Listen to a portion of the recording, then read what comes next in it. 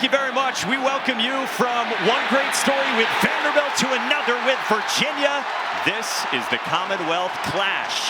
Hokies will get it first in meeting 106. Kirk Morrison, Mike Monaco, Don Davenport with you. And the ACC has been a carnivorous conference all year. We started the day, Kirk, with 6 teams in the mix to get to Charlotte and the league title game next week. That's down to 4 right now. It is simplest, you see, for Virginia and SMU. Win, you're in, and that would be the matchup for a trip to the playoff. It almost feels like the NCAA basketball tournament, right? Win and advance, win and move on. That's what the message is right now for the Virginia Cavaliers. At 9-2, 6-1 overall at home. And Virginia Tech at 3-8 this year, been a struggle of a season. Brent Pry got fired after week 3. They start backed up at their own 6. With Kyron Drones on a give to the freshman Jeff Overton out toward the 10. Let's check in with Don Davenport. Everything on the line for the Who's tonight, Mike, but as Chandler Morris told his teammates, this pressure is a privilege. Now, defensively, pressure will be on for Virginia, who will be without their star linebacker. Cam Robinson suffered a torn ACL, had surgery on Tuesday, so James Jackson slides over to that spot. He told me this team has been built on next man up mentality all year long. They trust that room to fill Cam's shoes, guys. It's been a good defense led by coordinator John Rudzinski. Overton has given a spark, and off the left side, Maddox Marcellus, the first to meet him, and just 2. Well, Kyron Drones is the 5th-year senior quarterback for Virginia Tech.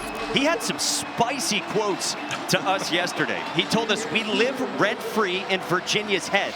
He said, we're planning to dominate them like we normally do, because the history says the Hokies have won 19 of the last 20 in this bitter rivalry against Virginia. Yeah, he walked in our meeting confident yesterday, and the reason why he was confident, he's never lost to these guys. So he feels like, hey, it's just like any other Commonwealth rivalry game for him. They take care of business. 3rd-year starting quarterback, a big-time run threat, but he's going to the air. And now he does take off with his legs, and this is what he can do. Boy, we might see him run it 20 times today. He picks up 13 there. Yeah, this time he caught Virginia in a little twist up front. He saw where the exit was. Just watch a little twist up front, the little game by the Virginia defense. And once it opens up, Drones takes off, knows the yardage that he's needed to get the first down. That's a big first down to start this game for Virginia Tech. And for Hokies fans, Drones indeed good to go. Remember last week he got sacked in the final 5 minutes against Miami. Pop Watson took over from there, but Drones this week not even on the injury report and plays in his final college game. Overton is stacked up by Fisher K-Mac. For the Hokies, Philip Montgomery was the offensive coordinator in year 1 in that role. Took over as interim head coach when, like we said, Brent Pry got fired after week 3. Former Tulsa head coach. His first taste of this rivalry, and what an opportunity for Tech to play spoiler with everything on the line for Virginia. Yeah, what did he say? He got in January, and as soon as he walked in, it was like everybody was talking about it. Beat Virginia, beat Virginia. So he's well-versed in the rivalry pretty quickly. Terrion Stewart checks in at running back. Marcellus Hawkins out tonight with a shoulder injury. He's the top running back. This is Isaiah Spencer out toward the 40 with a first down. Emmanuel Carnley on the stop, 13 through the air from Drones. You know, the one thing I wanted to see with this football game is the first 15 plays, right? On both sides. For Virginia Tech and Virginia, how would the script go for Virginia Tech? We know they want to run the football. That is the strength of this football team. But if they're getting some easy throws for Drones, little check downs here and there, the confidence for Kyron Drones can keep going throughout this game. And again, as Don said, a Virginia defense without a superstar linebacker. And Cam Robinson with that torn ACL 2 weeks ago. Stewart went spinning. This guy is a fire hydrant. 5'9", 222. He picks up 3. Hokies offense has shape-shifted this year. They're 14th of the 17 teams in the ACC in scoring offense, 23 points per game. And they've really changed how they're built with all the personnel that has changed this year, and they are leaning on the run game, in particular with Drones. Yeah, but no Marcellus Hawkins as well, number 27. He is out tonight for the Hokies. And no Aiden Green either. He's their top wide receiver. Stewart inviting contact. James Jackson, again, sliding over to that Mike linebacker stop. A gain of 4 and 3rd down coming up again for the Hokies. Yeah, another big 3rd down here. And we mentioned earlier Cam Robinson. That's what Don reported on. No Cam Robinson. He is out for the year. He was the all-everything linebacker I had him as one of my defensive player of the years for the ACC. So James Jackson takes over. He already wore the green dot, but he's going to have to play playmaker on third downs where Robinson usually would take over. Again, he's out there with Maddox Marcellus, the two linebackers for John Rudzinski. Third down and 3. Four-man rush. Drones had a batted ball, and it's intercepted by Marcellus. Virginia's got a takeaway on the first drive of the game. Oh, what a job by Fisher K-Mac. You get a little pressure up top. It's two guys. You get Mitchell Melton coming in on the outside. He creates the pressure, but K-Mac on the left, number 14, he gets the hand up. That ball's in the air, and Maddox Marcellus in for the injured Cam Robinson, already making a play for the Hoos.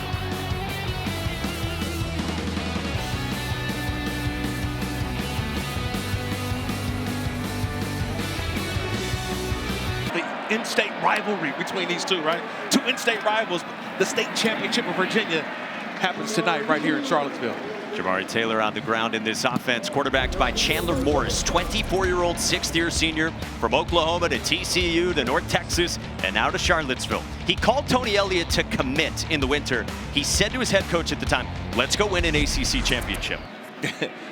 Experience, that's what he brings. He's talked about it all season long, why he's here to bring Virginia to a conference championship. Little pop pass to Cam Ross, and he gets strung out. Well defended by Noah Chambers and company.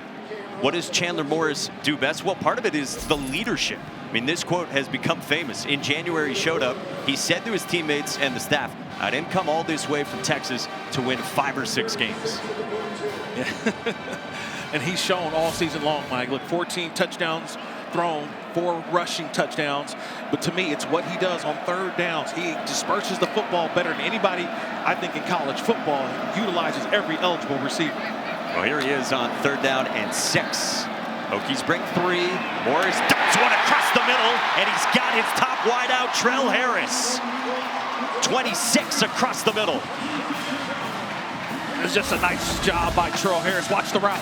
You get the one-on-one with Thomas Williams, and watch the inside break. He goes over the top right in front of the safety, and that's a perfectly thrown football by Chandler Morris on third down. It's a quarterback who has seen so much through his 6 years, and of course the son of a coach in Chad Morris. Into the red zone, and Jamari Taylor, the ACC's leading rusher, got met by Caleb Spencer, leading tackler for Virginia Tech. Sam Siefkes, the DC for the Hokies, just raves about him. Yeah, Spencer, he's a dude. All right, so there's a lot of dudes out there on the field, but this is a dude. Meaning that you find number 3, you're going to find the football pretty easily.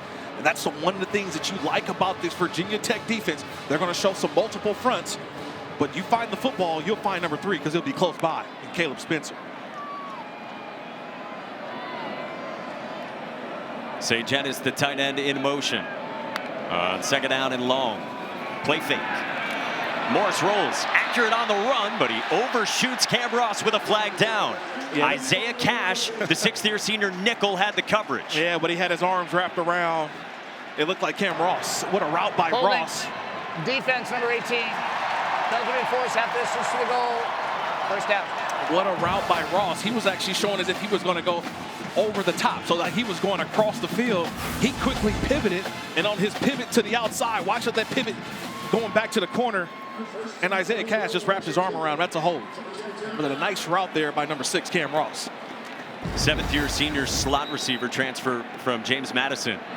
Leaves Philip Montgomery shaking his head.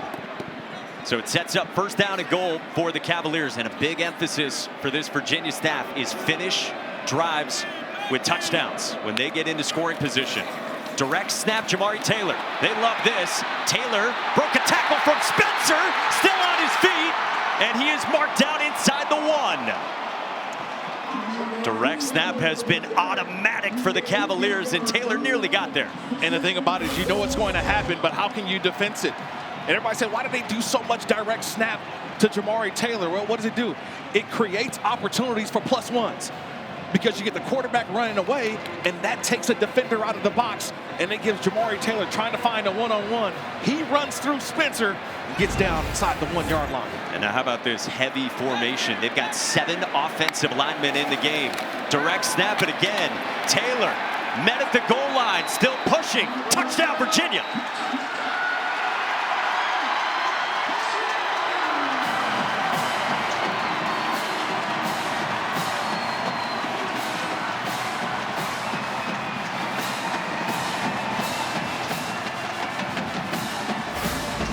All will, all heart. You get one-on-one. Jamari Taylor versus George Balance. He's 6'2", 229. Jamari Taylor goes 5'9", 204. But you see how he keeps the legs moving. He keeps the legs churning and pushes his way across that goal line for the touchdown. So the interception by the new guy in the starting lineup, Maddox Marcellus, and then a heavy dose of Jamari Taylor. Yeah, you get down inside the 5-yard line. Why do we even guess? It's Jamari Taylor for the touchdown. Who's upset? To take over, already making a dent in recruiting as rivals collide again. Eli Slybeck boots this one away toward Tyler Mason, who runs it out and gets spun down at the 20. Well, we talked about 2 direct snaps for Jamari Taylor. They had done it 11 times entering tonight. Well, it's their best play. And why? Because look at it, it works. They've done it in short yardage. They've done it near the goal line. They've done it in gotta have it. They've done it even in overtime for game winners. Jamari Taylor, he needs a yard. He gets you a yard and some. The best play, and we've already seen it twice on the first drive for the Hoos and the Cavaliers in this game. Trust me, that won't be the last time we'll see Jamari Taylor taking a direct snap tonight. Hey, he's used to it, guys. He was a quarterback off and on in high school. Didn't even play running back until his senior year of high school. Incredible guy who walked on at FCS North Carolina Central. So Kyron Drones and the Hokies take over after the interception. They get 5 with Jeff Overton. What do you think the recipe is for Virginia Tech offensively? It's running the football. Remember, that was an interception on that last drive that really resulted in the touchdown drive from Virginia. Staying on the ground may be what this game is all about for Virginia Tech if they want to keep it close, but also they want to play clock management. Drones pulls it. On the RPO, finds Takai Heath, little jitterbug, gets tripped up shy of the 30, close to the sticks with Corey Costner, true freshman, in on the stop. But I think they've done their job. They've won first down and second down. Because if you're getting in a 3rd and 3 or less, Virginia Tech, you like your chances that you have an opportunity for the quarterback Drones to take off and run and get you a couple yards. Or if he's throwing the football, the check down, quick throws, screens, and even just a 5-yard hitch. Flip side, you see how good Virginia's defense has been on 3rd downs this year.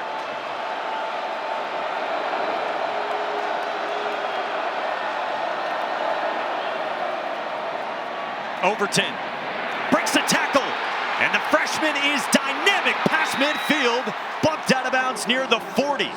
Devin Neal, the 6th-year senior, ran him out, but not before 31. Yeah, that's a nice job. Just watch Overton. Watch on the right side. He makes Mentor, the safety, number 30, who's right there in the hole. He misses. You get a couple of guys right there to make him miss. This is the true freshman who's really coming to his own the last couple of games, Mike. Didn't start the season on the depth chart high up because of injury, but man, he's really come along. And you saw last year in bowl practices as an early enrollee suffered the torn ACL. Terrion Stewart off the left side. And so Overton, who's 18 years old, he's only playing in his 4th game of the season. Right. Missed most of the year, debuted in week 10, first 2 games. They got his feet wet, and then last week against Miami, 35 snaps. They really leaned on him. Yeah, 69 yards last week on 7 carries. I watched the game last week, and I'm saying, who's the new guy? Where's this guy been? And you realize it's Overton, one of the better players that Virginia Tech was able to bring in recruiting last year. Started early, you mentioned early enrollee. And what this season could have been had he been healthy. On 2nd down, designed quarterback run with Drones. So good work on 1st and 2nd down. Again, you got 3rd down and 5. And just keep your eye on the clock. So there's 35 seconds right now, 34, 33. You're watching that play clock kind of wind down. And that's going to be the friend for the Virginia Tech Hokies today. Well, that is Maddox Marcellus, junior linebacker, making his first start of the season for the injured star Cam Robinson. And we will check on Marcellus when we come back to Charlottesville.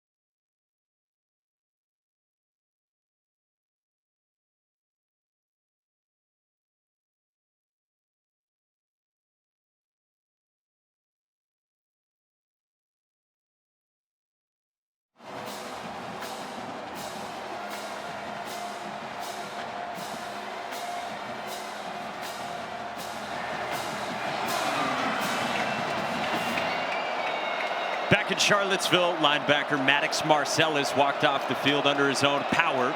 He exits, and now 3rd down and 4 for the Hokies.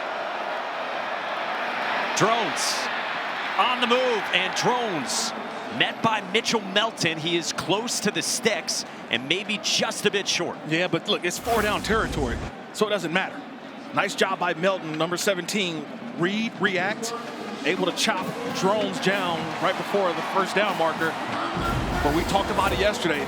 This game, in-state rivals, Commonwealth Cup, it's going to come down to 3rd and 4th downs. Very rarely you're going to see some field goals being kicked. On 4th and 1 this year, the Hokies are 4 for 6.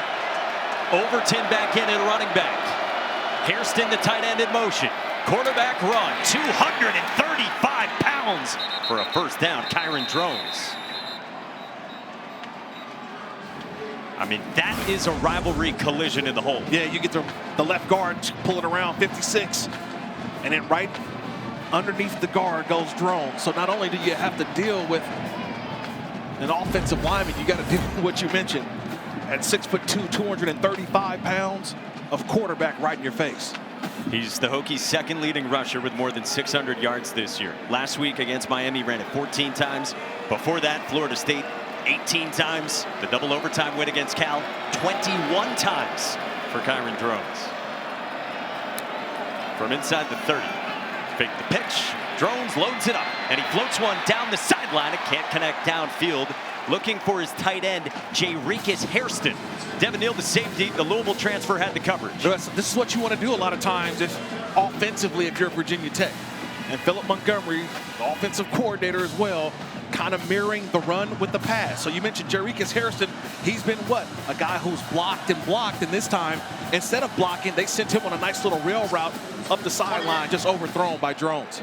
For Philip Montgomery, his offense normally has a lot of vertical shots downfield, but that has not been the case for the Hokies running this offense. Overton broke a tackle, and then met by Christian Charles. Short gain, 3rd down coming up for the Hokies. I love the contact balance. We've seen a lot of that from Overton so far. He's 5'10", 178, but has great contact balance. And right on the ball right now, 3rd down for Virginia Tech. Where are you going with the football? You know, right now, I think with everybody spread out, quarterback draw. 10th play of the drive. It is quarterback draw, and Drones is swarmed by Jacob Holmes and the Cavaliers, and it's 4th down. And it's a nice job by the Virginia defense. They're well aware of it. All eligibles out, receivers, tight ends, all out. You got to think quarterback draw, and a nice job of what I call a must rush, meaning that guys are acting like they're rushing, but they're really keeping their eyes on the quarterback. Once Drones declared, that's when you go make the play. Nice job, nice stand by the Virginia defense. John Love's excellent, redshirt junior captain, 3rd year on the job, twice honorable mention ACC. This is from 45, and Love, who's got plenty of leg, pushes it wide right. It's been an awesome kicker. Good from as long as 60 in his career, but the miss from 45, and the Hokies come up empty. Snap, operation, hold, everything looked great. But in this brisk air of Charlottesville, that thing just pushed to the right.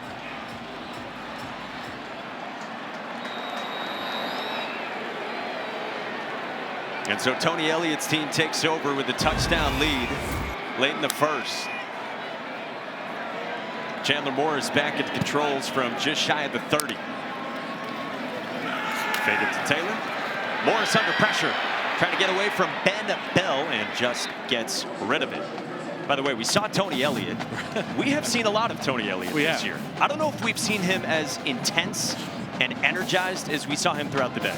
Well, I think, look, this is the biggest game of his coaching tenure so far at Virginia. This has been the biggest season that he's had coaching in terms of the amount of wins, 9. So to me, he knows how big this game is and how does he keep that composure. Remember, longtime assistant, offensive coordinator at Clemson. He's been in these big moments, but this time doing it as a head coach. Taylor off that one cut to the second level and spun down past the 40 with a first down and 13. I mean, we saw it just as he walked in, arriving to the stadium, that Don Davenport, he looked very different today. Absolutely fired up before we did an interview, and I asked him his final message to his team, what it would be in that locker room. You guys, be who you are, and this is where he finished it. It's our time. It's what he's been saying to his team throughout this week. In the rivalry, he feels like it's this team's time to take that step and beat Virginia Tech. Screen to Trell Harris with all kinds of pressure. Nice job by Caleb Woodson, the linebacker, swarming for a loss of 2. Yeah, the first play there was really Tyson Flowers, the safety. He flew up. He saw that pass thrown quickly and watched number 11 flash on the right side of the screen. He almost thought he was going to intercept it. And that's really what threw the timing off of that play. Nice job by Flowers, 11. And you mentioned it, Woodson there to play cleanup. Yeah, those are a couple of the leaders on Sam Seifkes' defense. Flowers, redshirt junior safety, Rice transfer, a guy that will move all over the place defensively.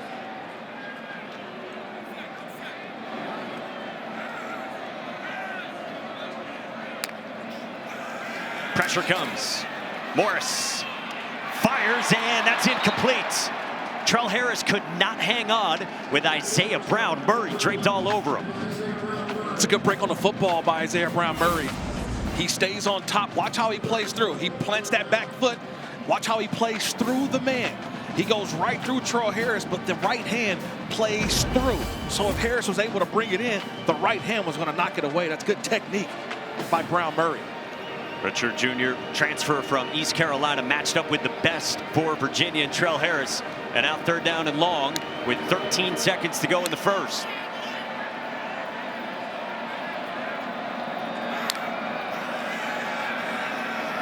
Screen to Harris. And he can't escape from Isaiah Cash. Couple screens defended well. And it's 4th down. Yeah, they've moved it their 2 drives, but nothing to show for it. But they get a stop here. Isaiah Spencer backed up to the 8 and wrapped up at the 11. Hey, next Sunday we'll have the exclusive reveal of the final college football playoff top 25 rankings. It's a 4-hour special with Reese and the guys. They unveil the matchups for the 12-team playoff. It all starts at noon Eastern after Sunday NFL Countdown on ESPN and the app. And that leads us to this week's college football playoff rankings, brought to you by Capital One, based on current from earlier this week's rankings. Yeah, I'm just still looking at Miami at 11. They had a convincing victory over Pitt. They are the highest ranked ACC team, yet they may not be playing in the ACC Championship. They are one of 4 ACC teams who still have a chance. Again, it is simplest. You see on your screen for Virginia and SMU, who's about 15 minutes from getting underway at Cal. Those 2 teams, Virginia and SMU, if they win, they are into the league title game next week. Terrion Stewart with a good gain on a 1st down run for 5. We talked about the Hokies ground game. If they're going to hit an explosive, Kurt, what's got to happen offensively? Well, they have to find one, whether it's going to be on special teams, punt return, kickoff return. They've got to find an explosive play to get the ball down the field. 4-yard, 5-yard plays are great, but they're not going to be able to execute down the field against this stingy Virginia defense. So can they create an explosive play down the field? Good news for Philip Montgomery. They are getting 5.4 yards per carry right now against this Cavaliers defense. So why not run it again? Stewart off the right side, not much doing. Got dragged by his teammate for just a yard, and 3rd down coming up. Well, great to see Maddox Marcellus back, number 11. Remember, he went off with injury on the shoulder. But watch Maddox Marcellus right there in the middle of the field, comes down and helps out and makes a play. So both linebackers are intact right now for Virginia's defense. It was right shoulder for Maddox Marcellus, the transfer from Eastern Kentucky.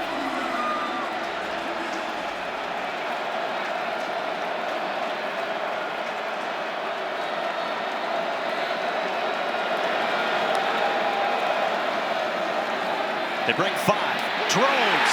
Drops by Marcellus. Woo!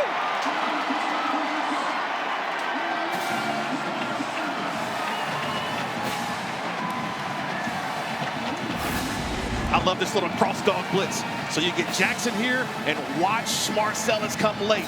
A nice little cross dog blitz, and Virginia Tech just can't pick it up. Maddox comes free. I think he surprised himself. He had a full lap of Kyron Drones for the sack. I mean, how about this for Maddox Marcellus? Again, first start of the season. He's got his first interception of the season, and now a sack. Guy who last game against Duke only played 13 snaps. He gets the start over Landon Danley because, well, they've liked his production in his 3rd down package from earlier this year. Got a flag down before the punt from Nick Veltsistis. Gives us a chance to check in with Mike Roach, who leads up this ACC crew. Delay of game, the kicking team. 5-yard penalty, 4th down. By the way, these officials in the ACC, they're growing out the facial hair for a good cause. Okay. It's for cancer research in the month of November. And by the way, Mike Roach has the best Boston accent that you will find in college football, Yeah. present company included. I saw you two guys down there talking before the game. So yes, the Bostonians here in Charlottesville. Philip Montgomery did not like the delay of game. It backs up his special teams unit even more. Veltsistis, the 5th-year senior, former walk-on, first-year punter for the Hokies. Handled the snap and got it away toward Cam Courtney at midfield. Dropped immediately, and it'll be good starting field position, but we do have another flag that comes in.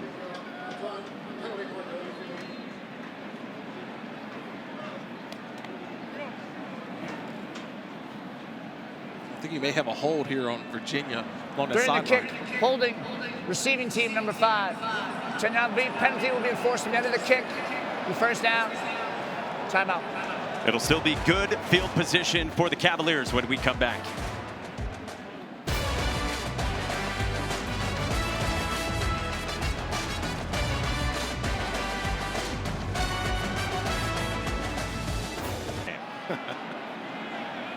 Good field position, like we said, for the Cavaliers. And on 2nd down, it's Whaley again, and he is dropped for a loss.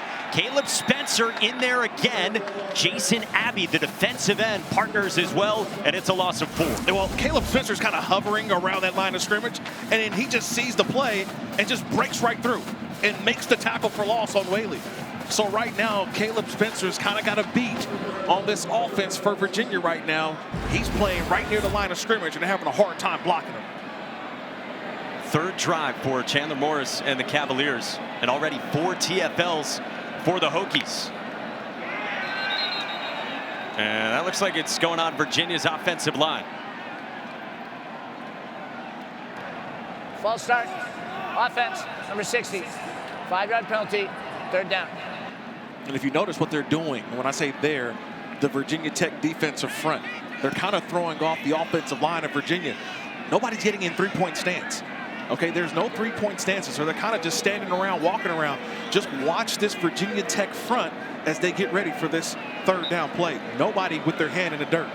Yeah, I mean, it's amoeba-like in front of that offensive line. I mean, look at Kelvin Gillian, Kamari Copeland, Ben Bell. They're just shuffling around. Yeah. Sharks in the water on 3rd down and long. Bring 3. flag down. Morris wrapped up by Ben Bell. Dropped at the 28.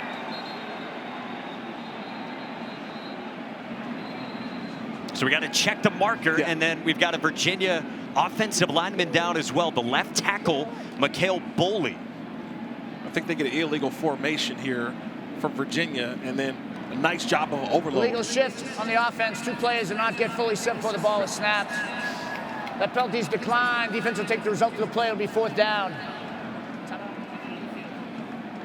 And then more importantly for Virginia, their left tackle, see left side of your screen, Mikhail Boley gets rolled up on the right leg. Senior from Hattiesburg, Mississippi, is still down on the field. We'll check on him next.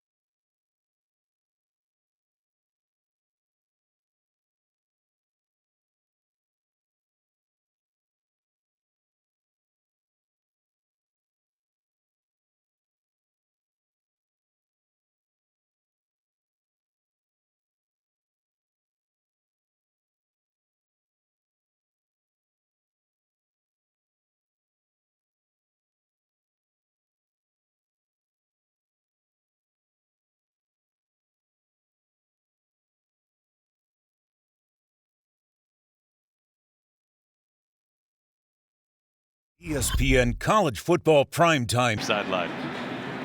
Commonwealth Clash. Mike Monaco, Kirk Morrison, Don Davenport with you.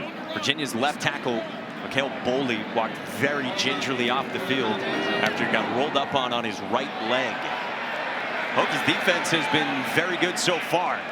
It's a poor punt that goes out near midfield from Daniel Sparks.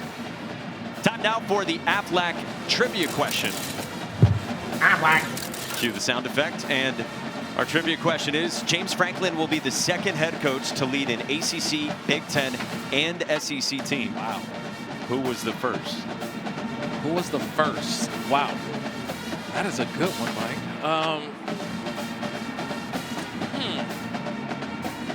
Could it be Nick Saban? No, I don't think he had an ACC. I don't think so. No. So Big Ten was Michigan State. SEC is Alabama. All right, I'll give you one more play to think about. All right. Big news, though, with James Franklin, fired from Penn State October 12th, hired by the Hokies November 17th, just 12 days ago. Their best starting field position, and Drones takes a shot downfield just out of the reach of Snook Peterkin, the true freshman, with Emmanuel Carnley in coverage. 2nd down. So let's answer the Aflac trivia question. James Franklin's going to be the 2nd to coach a team. ACC, Big Ten, of course, his tenure at Penn State, and in the SEC from his time at Vanderbilt. Who was the first? Lou Holtz. That's bad, I didn't get that. Yeah. NC State, Minnesota, and South Carolina. Yeah, great buzz for the Hokies, and James Franklin has been working on the recruiting trail already. On 2nd down, they pitch it to the true freshman, Jeff Overton. Slipped one, and a short gain running into Emmanuel Carnley. 3rd down coming up for Virginia Tech. Yeah, just going back to that James Franklin comment you mentioned a little bit earlier. A lot of people over here calling him the beast of the East so far in the way that he's hit this recruiting cycle. So a lot of excitement down there at Virginia Tech. And you've got a lot of guys on this team right now currently, I think, that are also showing Coach Franklin that they want to be a part of this. They don't want to go into the portal. They see what he's building. I think it's a great opportunity for a lot of guys to show Coach Franklin right now who's watching they want to be a part of this team next year. 3rd down. Drone stands in and he floats one. Dropped by Takai Heath. Costner and Charles had the coverage, but Heath could not hang on. Yeah, but I think a lot of it had to do with Christian Charles, number 4, when he was able to go in and knock that ball away late. So now you got to think Heath knows he's going to get hit, right? He's going to get hit, but then at the end, Charles able to get the right hand in there. That's a terrific job of two guys coming together and trying to make a play. And then watch this. Drones had to be separated at the end of this as Mitchell Melton was getting into it with Kyron Drones. Yeah, that's two rivals right there. Mitchell Melton, we know he's used to the other rivalry, the Ohio State national champion of last year playing against Michigan. This is a new rivalry for Mitchell Melton. And again, Drones had the charged up comments to us last night saying we're planning to dominate Virginia like we always do. Again, Hokies have won 19 of the last 20. This punt is a touchback. Now, quick word from Verbo. As your host, I have some rules. First, no showers longer than 5 minutes. This isn't a spa. That's the rule. Meanwhile, at a Verbo, get the vacation you expect and never a hovering host. Awesome season for the Cavaliers. They're up 7-0 on the Hokies. Again, with a win, they clinch a spot in the ACC Championship game. But it would be a historic season. It would be just the second trip to the league title game. They went in 2019. It would be just the second 10-win season in program history. Did that in 1989. And we heard from Tiki and Rondé Barber, the last conference title for the Cavaliers 30 years ago.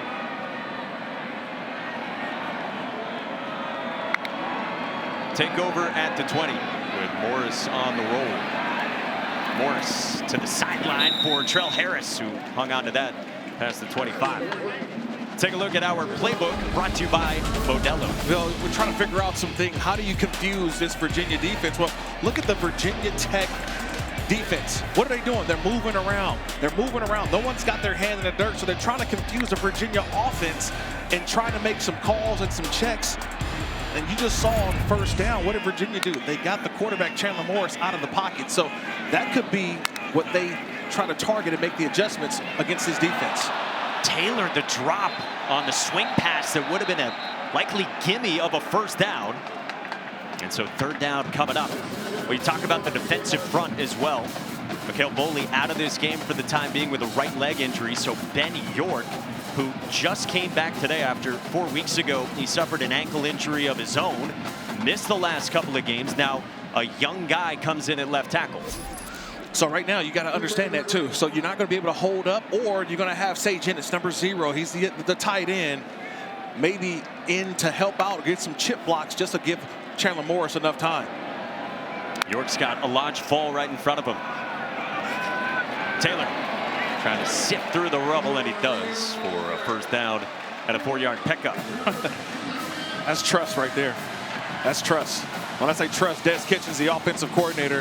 How many offensive coordinators you know can hand it off on 3rd and 3 and you get 4? Taylor again breaks one up the middle and got dragged down by Jordan Bass after 10. And Des Kitchens wants to feed Jamari Taylor today. And now they go up tempo. Third straight run after the drop. At 4 yards, Cody Heisman the stop. So you just asked the question, right, 3 plays earlier. You said, well, how do you handle, a freshman and sophomore guys going in, injuries on the offensive line? What do? Run the ball. 3 consecutive plays, you run the ball. That's how you do it. Screen. Taylor sure-handed this time, and Taylor got some blocking inside the 45. Don. Guys, Mikhail Boley just headed to the locker room on a crutch. He didn't want to leave. He wanted to watch this drive, but the trainers took him in. So Virginia going to be without Mikhail Boley. Last year dealt with knee problems. Earlier this year against Louisville, suffered a slight ankle injury. But now York takes over as the Cavaliers did go up tempo. That's how you do it. Kind of slow it down, slow things down. You got a young sophomore going in at the tackle spot. Don't want to put him in some adverse situations. Make sure that he's able to get off and fire off. The run is how you do it.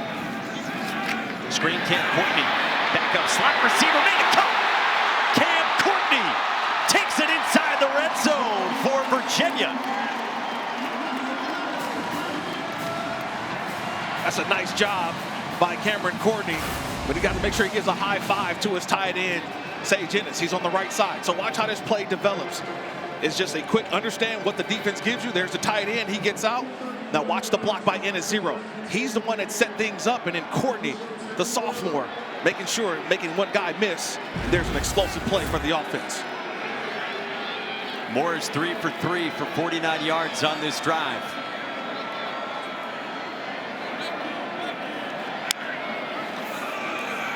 Whaley off the right side, and Whaley takes it inside the 10.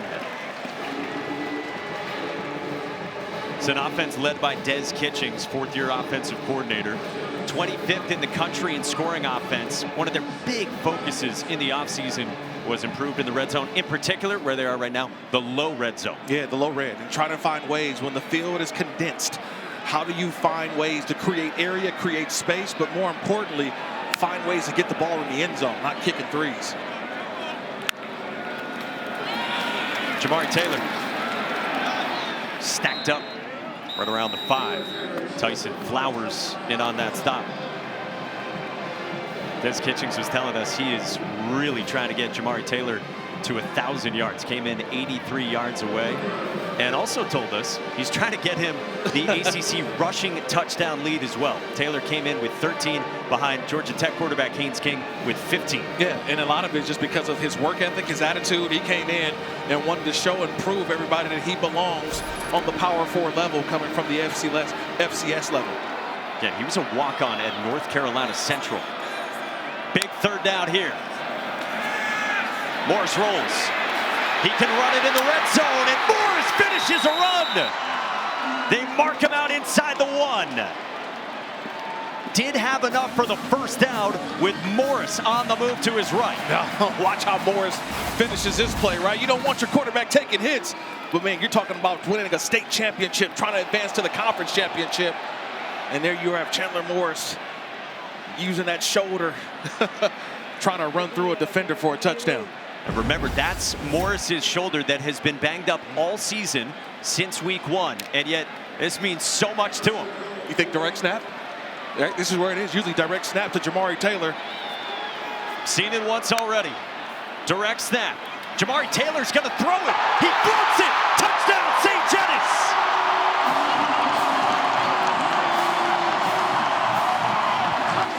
Jamari's got that in the bag as well.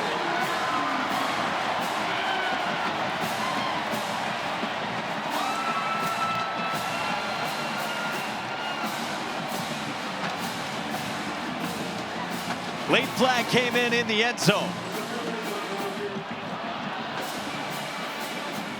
I think this was on the celebration by Ennis.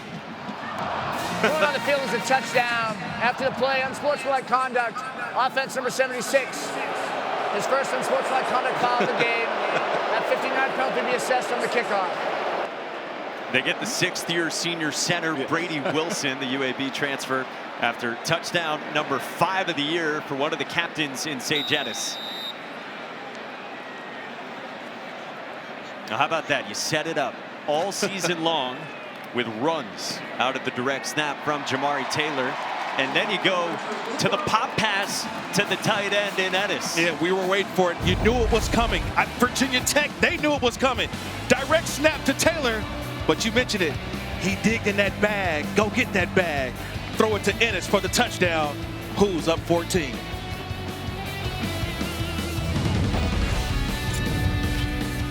Here in Charlottesville for a team that was picked 14 of 17 in the ACC in the preseason. PJ Prelo, redshirt senior running back, after the penalty, runs it out past the 30, and a flag flies in at the end of the return, with Prelo wrapped up right at the 35-yard line.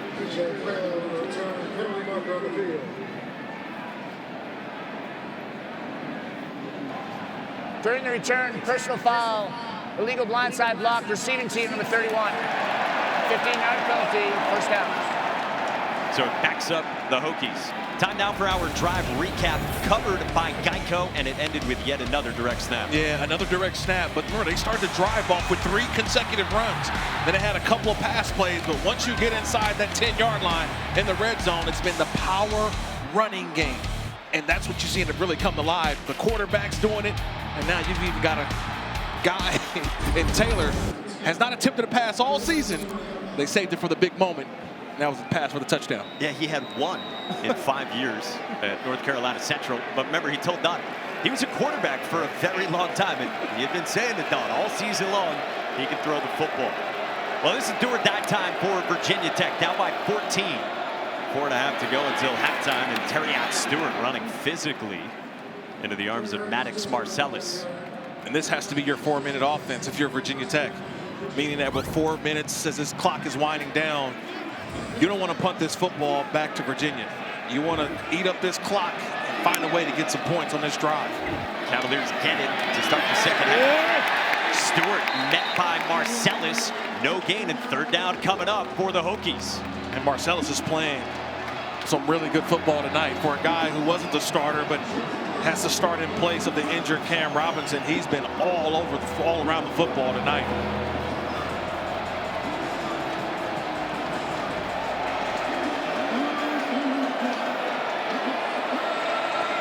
It's third down. I would definitely try to take a look here at Heath. He's been the guy that you hope that can get open. Quarterback run with Drones, reaching out, and Drones is short. Marcellus in on another tackle, and it's fourth down. Man, it's just great team defense. When you see guys doing their job, sacrificing their body. Watch 17, Mitchell Melton on the left side. He's going to come in. He gets underneath. Boom. That sets it up, and it cleans it up for Marcellus to make the hit. That's good team defense. And how about this? Fourth down and 2. You're backed up on your own 28, but you're down by 14, and you got nothing to lose. Virginia was getting its personnel on the field. And it doesn't look like Virginia's got a bunt. Philip Montgomery will take the timeout and presumably punt it away. Tech takes its first time out of the half. And this crowd is electric, man.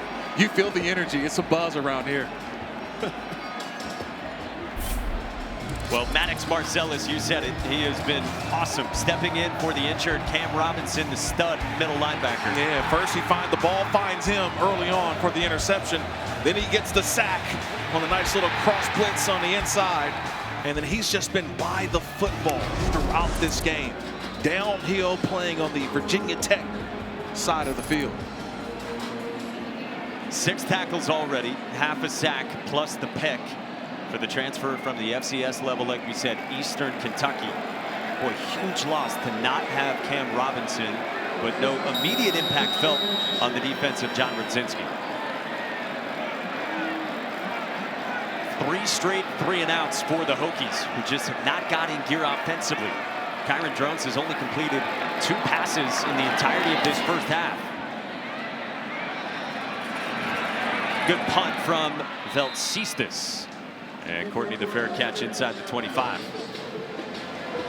Well, there's the Taco Bell Lib Mas student section, and only one student section can claim the title of Lib Mas student section of the year.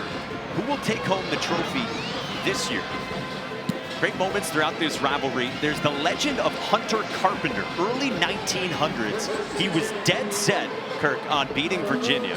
Played for years for Virginia Tech. Then left, early 1900s. He goes to North Carolina because he wants to beat Virginia. Couldn't do it at either school. Transfers back to Virginia Tech. The Virginia Student newspaper says that he was being paid to play. Sounds familiar to what we've got going on in this day and age. Yeah, the NIL deal? It's a pass to Cam Courtney, and a gain of just a yard. Virginia after that, they didn't schedule Virginia Tech again for nearly 20 years.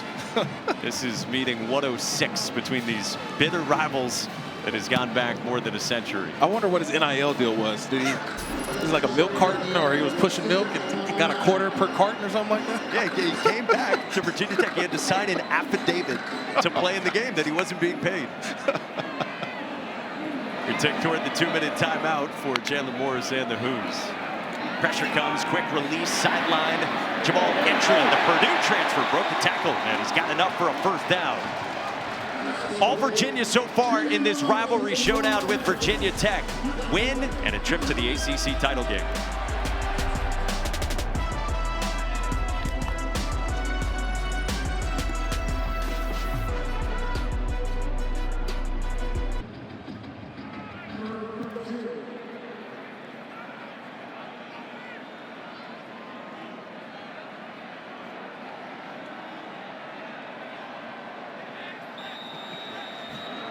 All right, Matt, we look forward to it. Back here in Charlottesville, Chandler Morris on first down, kept his footing and fired incomplete in the direction of Jamal Edrin.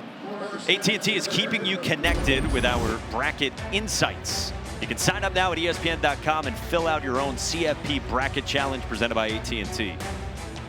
Got all this, Kirk? I'm trying. I see a UNC win in there, too. So Bill Belichick is kind of have some say on who goes to the conference championship game as well. Yeah, that's a game that's going on right now. Rivalry game in the Triangle. If Virginia wins this game, Miami eliminated from contention for the league title game. They just beat Duke, joining SMU and Virginia with a chance. Nothing doing on that screen to Cam Courtney, getting a lot of run with Cam Ross hobbled in this game. So third down and long coming up, and we'll get a timeout taken with 1:36 to go in the first half. Second from Philip Montgomery. Last win for the Cavaliers against Virginia Tech was 2019. Virginia trying to end a 15-game losing streak in the rivalry. They ended up reaching the ACC Championship game for the first time in program history as Mandy Alonso had the strip sack of Hendon Hooker to seal it. Wow. You start looking at those names and faces and then trying to recreate that moment right now as I'm looking to my left. That's a hill full of students to our left, Mike, hoping they can recreate that moment again for Virginia. Yeah, this place has been electric at its best this season. You think back to early in the year, Friday night here against Florida State, who at the time still looked like one of the darlings, not just in the conference, but nationally as well. Fast field storming for that one. Saw biggest Virginia lead against Virginia Tech since 2003. They put 4 seconds back on the clock, so a minute 40 to go. One timeout left for the Hokies. On 3rd and 10, Morris zips one in, complete. So the clock stops, 1:36. Isaiah Cash had the coverage on Courtney, and it's 4th down. Yeah, but that's the drop. Courtney's got to have that catch. That ball's right on him, and a terrific throw. First, the protection. Let's look at the protection. Everybody's protected, and he zips that one in there. You got to make that catch. That's the one that Cameron Courtney, remember, right now it seems like he's in for Cam Ross. Cam Ross, number 6, was on the sideline stretching earlier, hasn't returned back to this football game. That's usually the go-to guy for Chandler Morris on 3rd down. So time for the Hokies to work with. Sparks' punt is a good one to Isaiah Spencer from inside the 20. And Spencer bumped out of bounds shy of the 30. So what can the Hokies do? 1:26 to work with. They've got the one timeout. Again, Virginia gets the football to begin the second half. And so far, Kyron Drums, 2 of 6 through the air, just 16 yards passing, and 3 straight 3-and-outs for this offense. Yeah, but a lot of times you get into this 2-minute mode, and quarterbacks seem to just say, you know what, turn it into backyard football almost. Find the open guy. You're playing with rhythm, you're playing with tempo, and I think that's what you may get right here with Virginia Tech. Still the one timeout left, but a little more of tempo and maybe seeing some quarterback scramble as well.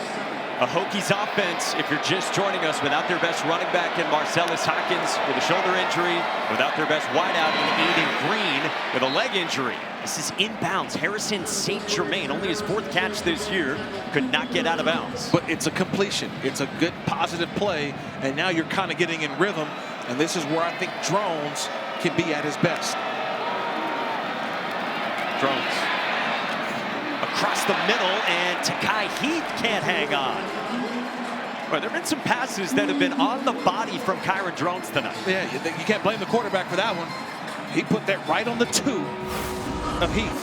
That's right in his hands. Look, the protection is there, staying in there, bounces around in the pocket, buys a little time. That's right there. You've got to catch that one if you're Heath, the redshirt sophomore out of Richmond. Where's the trust in the receiving targets right now for Kyron Drones?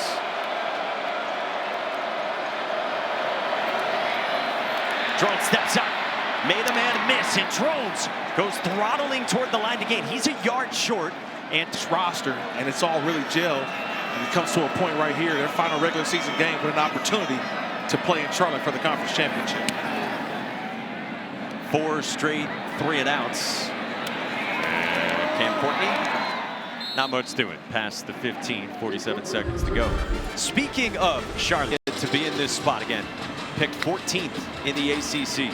They're the only current top 25 team that hasn't been bowl eligible at any point any of the last 3 seasons. Like, they might be the most improbable potential playoff team in the country right now. Morris on the roll, takes the check down to Jamari Taylor, and Taylor gets the first down, got leveled by Caleb Woodson. And does a flag come in at the end of that? No flag. I don't see one. I think it's a good call as well. Woodson say, you better get out of bounds or I'm gonna hit you. That time Taylor trying to toe that line. See, right now he's got to step out of bounds right now. He tries to absorb the context, unnecessary hit. Now Morris on the move. Faked it, and Morris goes out of bounds. This time there is a flag down back near the line of scrimmage. Yeah, I think they get Brady Wilson, the center, on a hold late in the down. Holding. Offense number 76. 10-yard penalty. First down. Yeah, that kind of just stops the drive right here in the middle. Watch the center. It's late in the down, right? He's just trying to hold off. He's holding off. Now his quarterback tries to exit the pocket. See, the center doesn't know that. He doesn't know that. And see, that's where the hold comes in. And I think that is actually a drive killer, as Wilson had grabbed Gilliam's jersey in the back. So 32 seconds. You do have the 2 timeouts, but again, backed up inside the 20 for Tony Elliott. Quick release and a catch inbounds from Cam Courtney. And I think that just may do it. Get the football here at Scott Stadium to begin this second half. Kyle Lowe boots one away, and it's a fair catch signal for the Cavaliers. Welcome you back to Charlottesville. Kirk Morrison, Mike Monica with you, Don Davenport with us as well. Tony Elliott's been saying to his team all week, it's time. It's time to be the team, he says, to change the narrative of this rivalry against the Hokies. It's 30 minutes. They've got 30 minutes to win a state championship, which gets them to a ACC conference championship game, but it also gets them to 10 wins. The dream season continues. They got 30 minutes to finish. Yeah, that's been the focus for this team. Let's check in with Don Davenport. Yeah, Mike and Kirk, guess what? Tony Elliott on the way to the locker room pointed to the scoreboard and said, see that halftime score? That's the least important thing right now. We have to finish. And he pointed out that they have to execute better right here on offense in the 3rd quarter. And they've got to start fast here. Now, on the other side for Virginia Tech, Philip Montgomery said they've been battling field position all night. They've got to flip the field, find out how, move some people on offense, and of course settle down on both sides of the ball, guys. Yeah, they just haven't done much of anything offensively. 110 yards on 30 plays for the interim head coach somewhere over there, Philip Montgomery, leading the Hokies for one final time. Caleb Hardy, a safety slash Sam linebacker, got banged up for the Cavaliers, who start with it at the 25.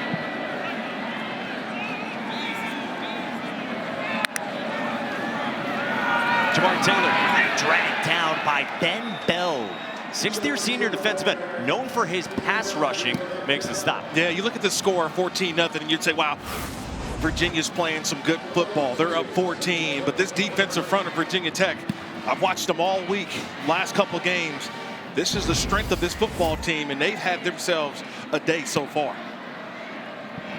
Some good moments for the defense of Philip Montgomery and the Hokies throughout that first half, but still down 2 scores. They do have 6 TFLs. Pressure on Morris, and he slipped away from Chambers. And now Morris with his legs got around the edge. First down before he tiptoed out of bounds with 16. Yeah, the true freshman had him. Chambers, he came free. On the right side of your screen, see 16, he delayed blitz, and he had a clear shot at Chandler Morris. But the ability, Chandler Morris slippery, gets out of the pocket, races for a first down. It's a guy who's taken so many hits this year, Chandler Morris, but he can be effective with his legs. Slings one across the middle, and did that touch the ground on Eli Wood? They call it a catch for now. Figure replay's going to have a look at this for Eli Wood downfield. Yeah, I think my first look, I thought this ball hit the ground, and there it is on the ground. Yeah, no chance. So replay's going to stop it. Our replay official is Todd Evans. Pass for a first down. That plays under further review. And that will likely come back. Yeah, it'll be a quick review. My initial thought, I thought it skipped up as well. But yeah, that ball definitely hit the ground, and we'll go back.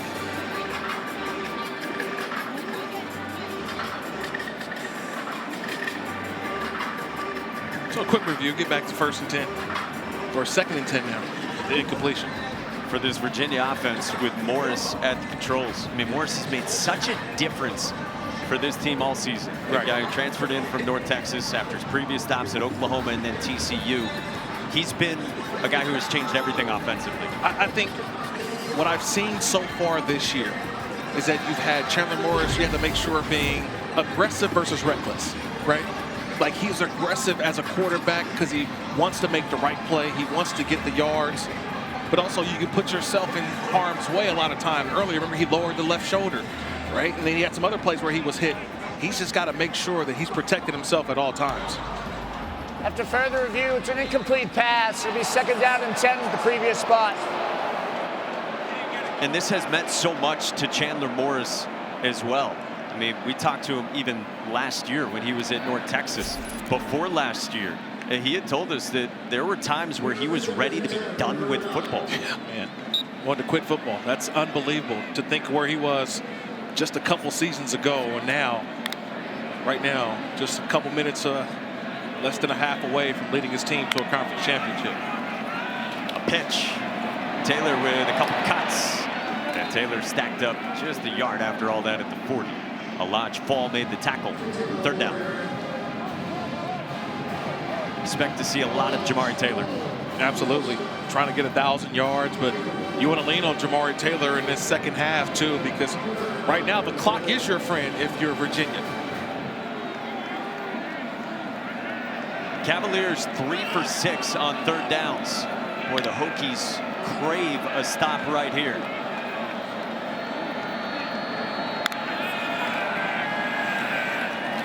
Bring 5, Morris with a sidestep. Dirt ball at Trell Harris, and it's 4th down. Morris did the heavy lifting and then missed. Trell Harris on the move. Yeah, he did the heavy lifting, but I think Harris thought that Morris, because of how aggressive he was, thought he was going to take off and keep running.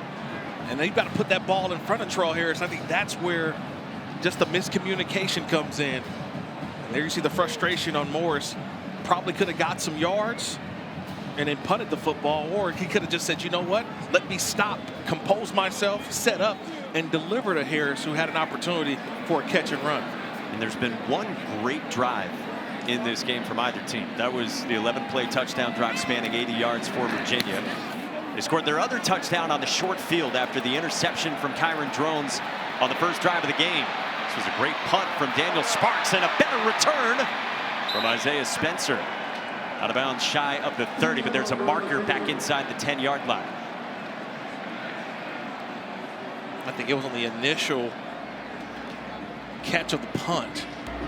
During the return, illegal block in the back, receiving team number 28. 10-yard penalty to be enforced. 1st down.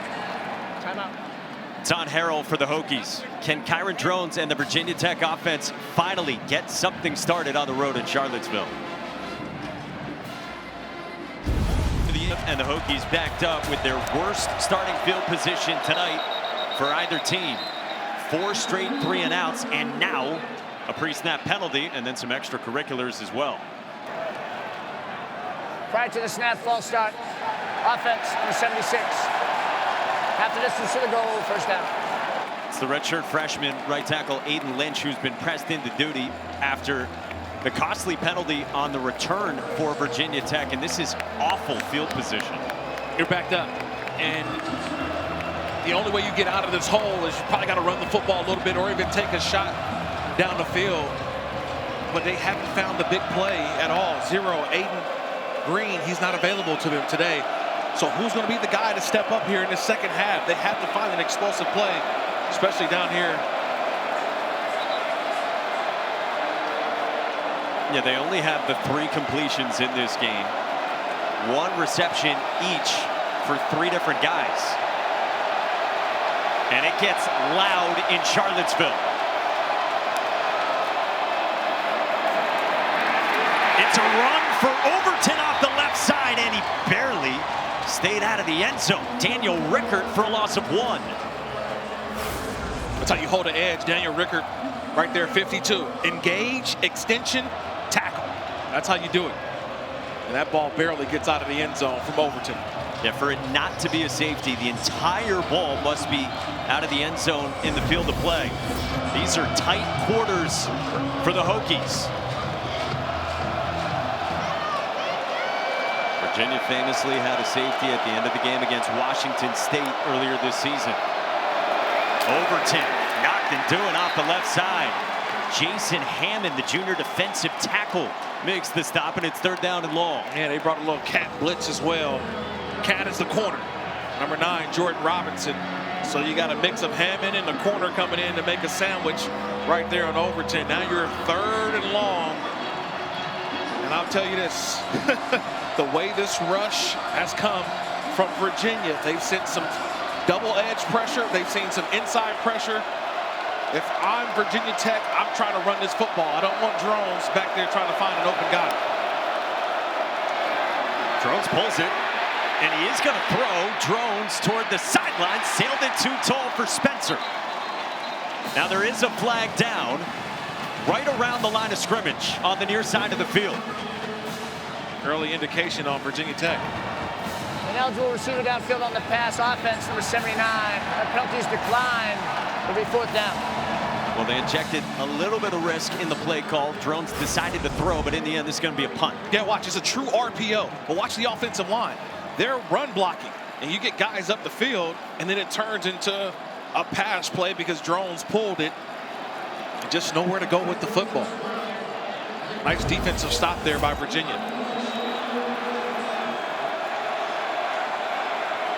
Not much to work with back there for Nick Veltsitstis. Got the punt away. Cam Courtney lets it take Virginia Tech hop. But it'll be a start at the Virginia Tech 49 for the Cavaliers. Hey, kick off your Week 13 NFL Sunday, 10 a.m. Eastern with the Countdown crew here on ESPN and the app. All the early breaking stories, the injury updates, and previews of each game right up to kickoff. And then Week 13 Monday Night Football, the Patriots. Great turnaround this year against the Giants. 8 Eastern, ESPN, Deportes, and the app, and Peyton and Eli on ESPN2. Look at that. It's almost like Virginia, right? Virginia last year versus Virginia this year, right? Their football team didn't win a lot of games last year. Now 9-2 this year. It's all about the quarterback. Yeah, last year 5-7. Taylor on the ground. Last year they dropped 6 of their final 7. Year 4, it's been a breakthrough for Tony Elliott. And now their defense got the stop. And can they get some more breathing room against the Hokies? Right now, relying on this rushing attack, spreading the Virginia Tech defense out. Another carry for Taylor. It is a great story. I mean, we've talked about it. Transfer from FCS North Carolina Central. And Jamari Taylor is your ACC rushing leader, creeping toward 1,000 yards. On 3rd and 3, Taylor has been effective in the receiving game as well. 1st down to the 35. And you talked about it earlier. This coaching staff raves about this guy's work ethic. It just works. And the one thing that Des Kitchens' offensive coordinator just said is, look, those 1- and 2-yard runs in the first half, as the game goes along, he's a home run hitter. They turn into 7, 8, and we've seen him go for 80 before. He's an outstanding young running back. Morris taking a shot down the sideline for Harris, and he's out of bounds. Thomas Williams had the coverage. That ball hung up in the air too long. Harris had him initially, and that ball just seemed to just float in the air because Harris had about 2 steps on him, and Williams able to come back. Here's a shot at the end of that one. Isaiah Cash rolled right into him, and maybe that's what Morris felt, because that ball had a lot of air on it.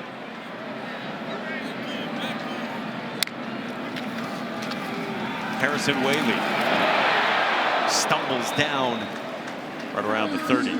Jaden Keller, 5th-year senior linebacker, tripped him up, and now it's 3rd down. Virginia goes up-tempo again. Snap it and throw it, and right through the wickets of Cam Courtney. Boy, Isaiah Brown-Murray had a chance at that off the drop. 4th down, and what's the decision here for Tony Elliott? Yeah, it's a big decision right here. and they go back to Cam Courtney. Again, I got to mention, Cam Ross is usually in that spot. The grad transfer from UConn is usually in that spot. He's on the sideline, looks to be with a lower body injury. He's usually been the go-to guy for Chandler Morris in those areas, but they bring Taylor back in, and it looks like they're going to go for it. And the field goal would be about 46. That is right around the career long of Will Bettridge, who has been trustworthy. But we're down at 4, and Virginia will go for it. Pressure picked up. Morris, crosser, Harris, first down and more. Trell Harris takes it into the red zone, and a 4th down conversion for the Cavaliers. It's one of their old concepts. They love this concept, Des Kitchens. All it is just a mesh. You let these guys go up the field, and you allow Harris to just go right underneath. And watch how Morris buys enough time to allow the route to develop. See how all the routes, they go deep, and you hit the underneath to Harris, who had a ton of room to work. So impressive watching this Des Kitchens offense all year. Guy who also coaches the tight ends. He goes back with Tony Elliott on staff as far as 17 years ago at Furman. First set of downs, and Morris zips one into the end zone for Sage Ettis. You sit back, you laugh a little bit. Why? Because Chandler Morris pulled out the fastball, right? You had the catcher behind there put down the number 1 finger because he tried to drill that one in between 2 safeties. And he had to put some heat on that, with some mustard on that football, but just out of the reach of Sage Ennis. You know, sometimes you forget about the touch that he has, but he can deliver a fastball when needed, and almost got it in between the safeties. Chris Pollard on line 1. Harrison Whaley bangs down just outside the 10. You know, Whaley's a guy in tandem with Jamari Taylor tonight, 6th-year senior himself. Wyoming transfer.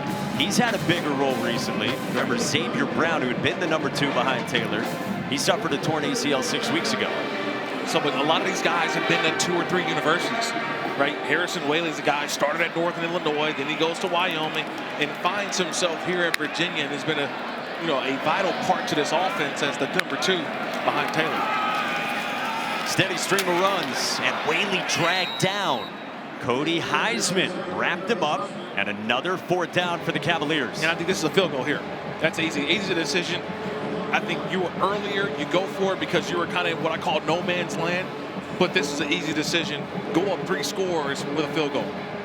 Despite some groans from the locals. Will Bettridge, senior from Miami, 18 for 22 this year. He wears that number 41 in honor of his old fallen teammate Deshaun Perry, who Bettridge played with in high school. Those 3 players lost to such an unspeakable tragedy have been all on the minds of the Cavaliers throughout this dream season. Bettridge is good from 27, and the lead is 17 for Virginia, trying to get to Charlotte.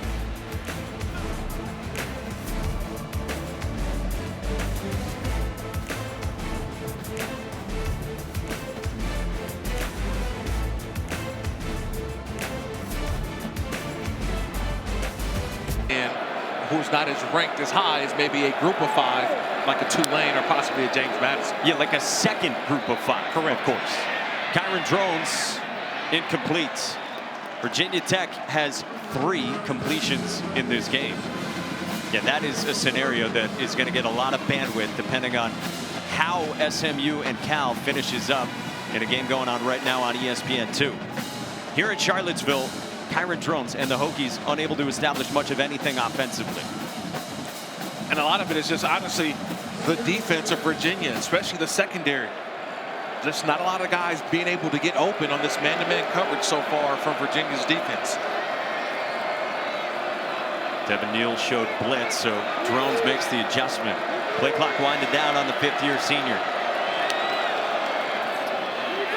Jeff Overton, dynamic freshman, ran over Maddox Marcellus, and very little. I mean, I've just been impressed with how they've been able to plug the gaps. I told you early on, I wanted to see how would Virginia kind of deploy their defense versus Virginia Tech. The quarterback run, but I've been impressed how everybody's been in their gap. You haven't seen guys trying to do too much. It's stay where you need to be and let the offense come to you, and they've made the play so far. The Hokies are 0 for their last 7 on third downs.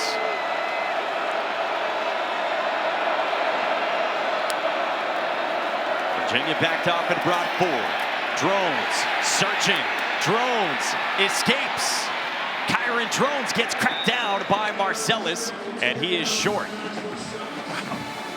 What an unbelievable effort, individual effort by Kyron Drones. He's back there and he's just trying to find something. He's looking.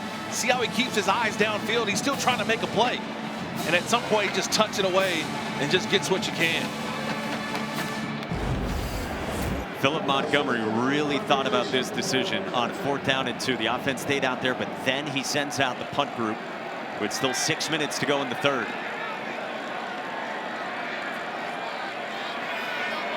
Seen a lot of Nick Veltsistas today. 6 straight 3-and-outs from the Hokies. And the Cavaliers get it back. Up by 17 in the second half in Charlottesville.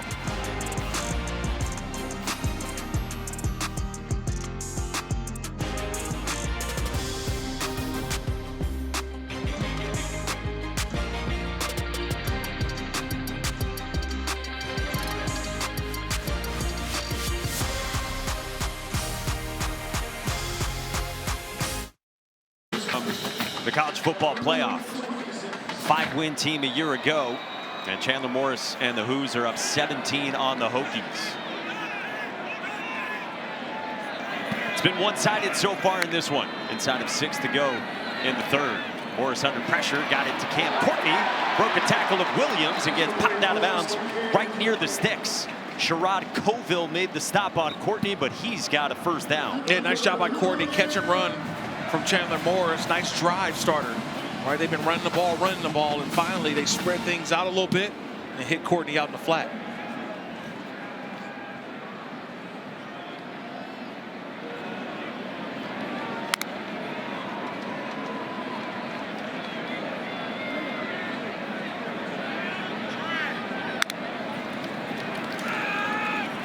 Morris faked the screen, takes the check down, and Jamari Taylor picks up 4. Chandler Morris was all access mic'd up pregame.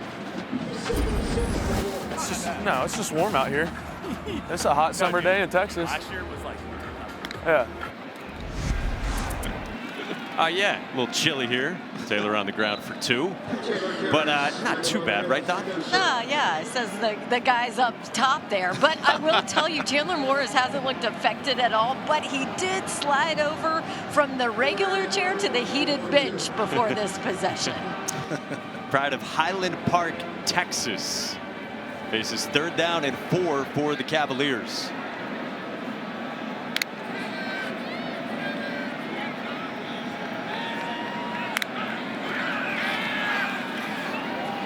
St. Janis, first down, plus territory. Trusty combo there, Morris to Ennis. Yeah, but how many ways do you disguise the spacing, right? They disguised it by putting the tight end out. He's the underneath flat player. They had Edrin on the top, and then on the opposite side, kind of mirrored routes. Just one of their go-to elements on 3rd down, but nobody covered Ennis. Easy throw, first down. St. Janis, who's had the best season of his career and a huge leader for this program. Fake it to Taylor. Morris loads it up. Deep ball, and that is incomplete. Intended for Trell Harris. Thomas Williams had the coverage. You know, we talked about St. Janis. This guy's been playing tons of snaps at tight end since Dak Twitty, other great tight end, got hurt in week 6 at Louisville. Guy in Ennis who has overcome so much. He has twice torn the ACL in his right knee, each of the previous couple of years. And this guy has been a red zone threat for Virginia this season.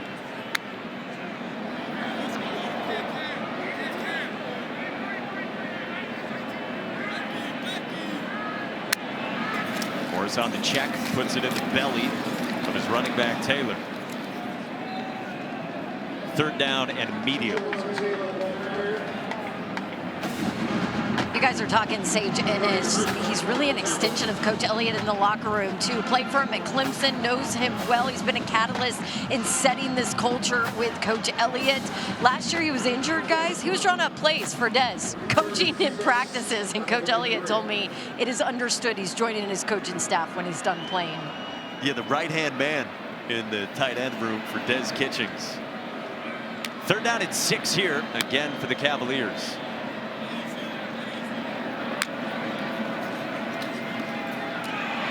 Eli Wood made the catch, and he's reaching out, and it looks like he's got enough for a 1st down. Eli Wood up the ladder, only his 9th catch of the season. Yeah, but he's heady and he's smart, understanding the situation. He gets the football. He's lined up right here.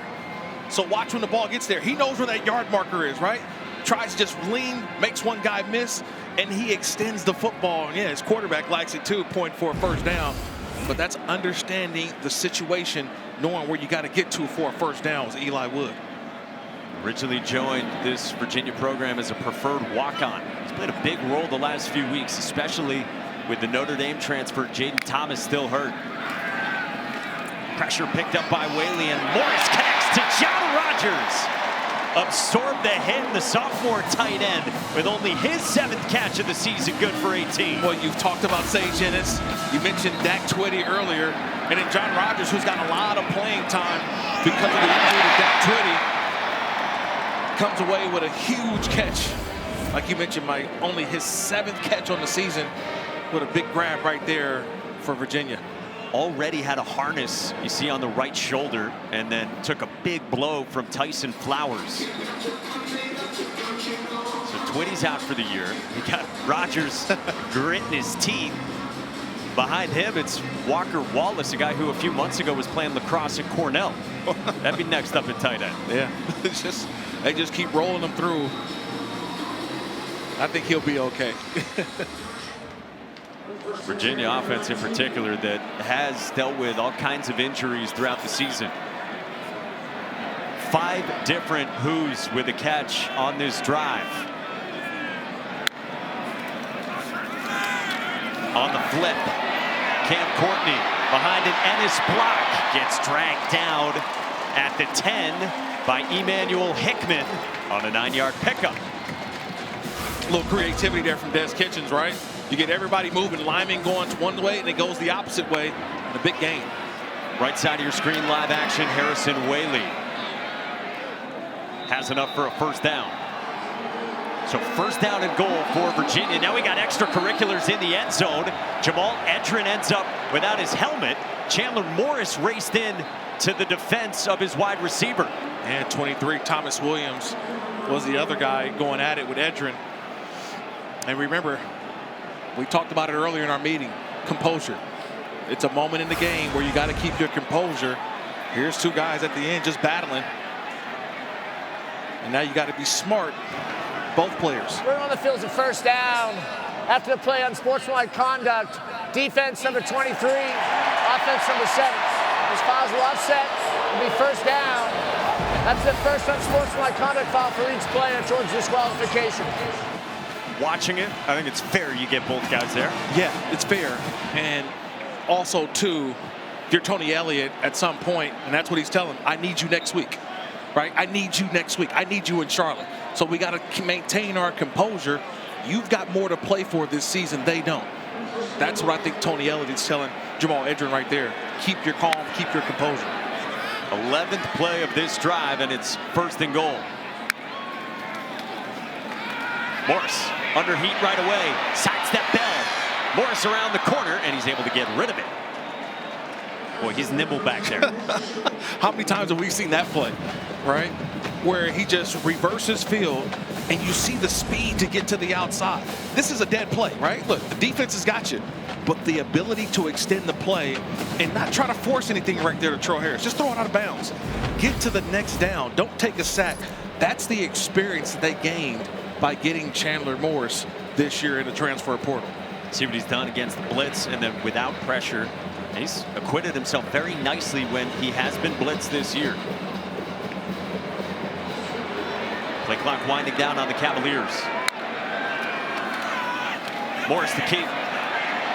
Got away from Stevens. Foot in the ground, Chandler Morris.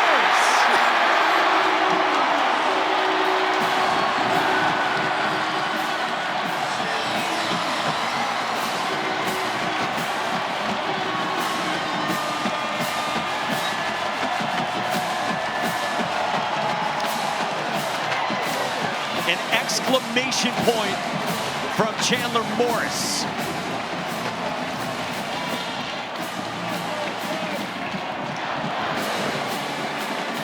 Feeling pretty good on the Cavaliers sideline.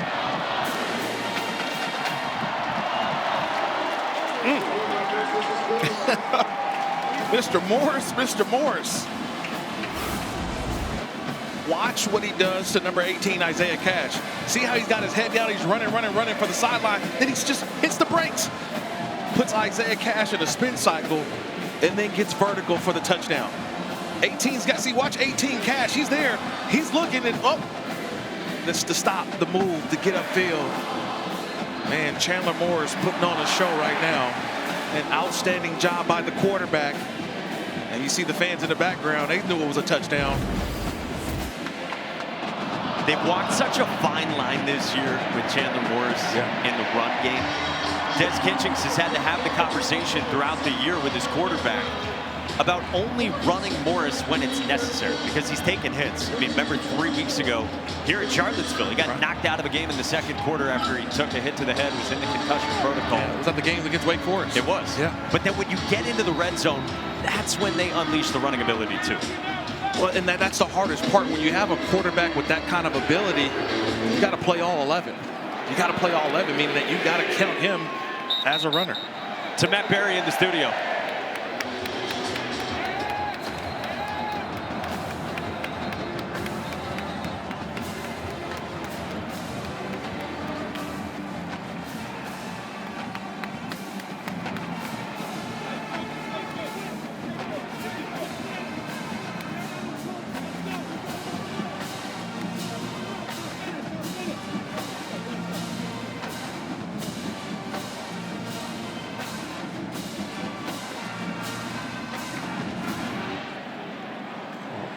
All right, Matt, thank you. Yeah, Georgia's already in the SEC Championship game. You see the scenarios. Correct. Alabama clinches with a win.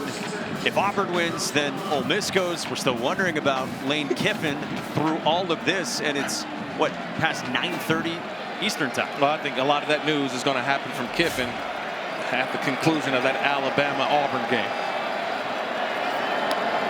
It said there was an announcement coming today. It has gotten late. Kyron Drones takes off. He gets wrapped up by Caleb Hardy in the final minute of the third. And then, man, that is interesting with Cal and SMU. Remember, Cal fired their head coach in Justin Wilcox. So they've got Nick Rolovich, an interim head coach, up on the ponies. Yeah.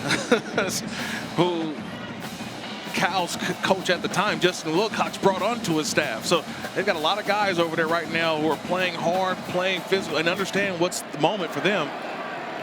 They've got an outstanding young quarterback in Sanga Politelli, who's one of the best in the country, true freshman. You saw that freshman lefty. Drones incomplete. Mitchell Melton applied the pressure. It's 3rd down and 8.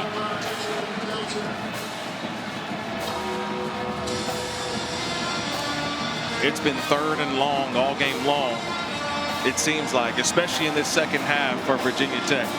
And just take a listen to this crowd here on 3rd down.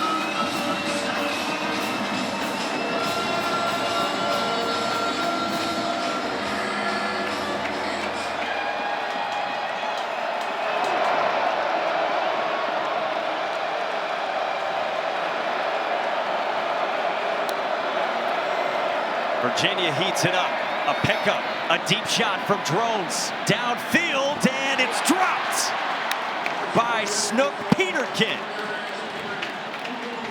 Into the 4th against Virginia Tech, with Virginia in total control, up 24-0.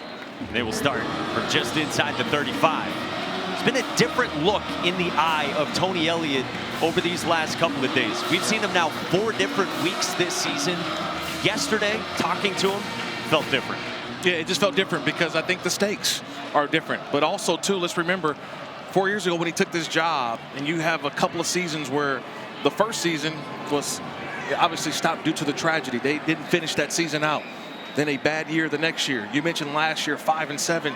So it's like the culmination of all of these years combined, and you start to feel what you thought when you took the job, what could be if you win tonight. Jabari Taylor dragged down shy of the 35. I mean, this is a program that hasn't been to a bowl game since 2019. And as for this rivalry, Tony Elliott said to us yesterday, he's been trying to change everyone's mentality. Right. He said to us, we got to live it. Like, it has to be ingrained in their fibers. He feels like that's how Virginia Tech has approached this rivalry. He said to us, there's wanting to win, and then there's having to win. So you feel that in his message about finishing here in the fourth quarter as well. Jamari Taylor with a cut. Turned it upfield. Chopped down after 5. Tyson Flowers in on the stop. Third down coming. I think a lot of it, too, he's got some seniors. He's got guys who are graduate transfers. Guys who have been around some other programs, but they realize the moment. Like, they've all bought in. And I think you can trust those guys in the fourth quarter. You can trust them that they're going to give the full-out effort and be smart, especially down the final minutes of a football game. And look at all those 6th and 7th year players, most of anyone in the country, littered on this Virginia roster. Morris, quick release, and Jamal Edrin has enough for a first down, dragging Tyson Flowers out to the 49 with 10. Yeah.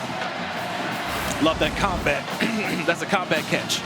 Right, watch, he shows hands, and he's a strong, see how he holds on to the football? It's a strong handle by Edrin. Taylor straight ahead. That's why they got Jamal Edrin. I mean, it has been just a huge turnaround for Virginia. Year 1, 3-7. Year 2, 3-9. Like we said last year, 5-7. Right. So many close games throughout this season, but their last couple games, they have not left much doubt against Duke and now Virginia Tech. To the outside, and Harris can't haul it in. Now third down at 7. No, they haven't left. And what, to me, what I've seen them is that they've gotten better as the game goes along.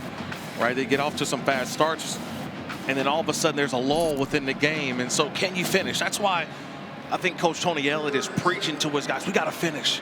We can't relax. Don't look at the scoreboard. Let's just keep executing. See those 6 one-score games this season. Cardiac Cavaliers for so much of this year.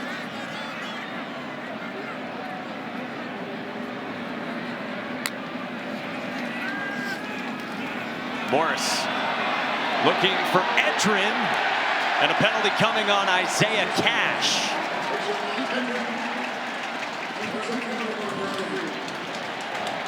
Pass interference, defense, number 18. 15-yard penalty automatic, first down.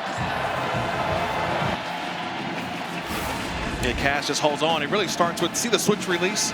So you get the motion from Courtney, and then Edrin takes off, and so it just puts the defensive back at a disadvantage because he's trying to figure out, am I going to cover Courtney or, oh, no, it's 7. He's going out for the route, Edrin, and he's already behind, and that's where you get the grab, trying to make up for. Switch release for the common fan is what? Where you think at first it's going to be Courtney who's coming off the line first, but it was Edrin who came off the ball first. Whaley a short gain of 1. Emmett Laws the stop. A lot of communications when you get into those stacks and bunches. And that's why teams do it for that reason right there. Because you force the communication late in the down, and a lot of times it's nonverbal. Harrison Whaley pushing the pile, and he is right near the line to gain, and it is enough for a first down again for Virginia. They'll go up tempo on the outskirts of the red zone. Screen to Courtney.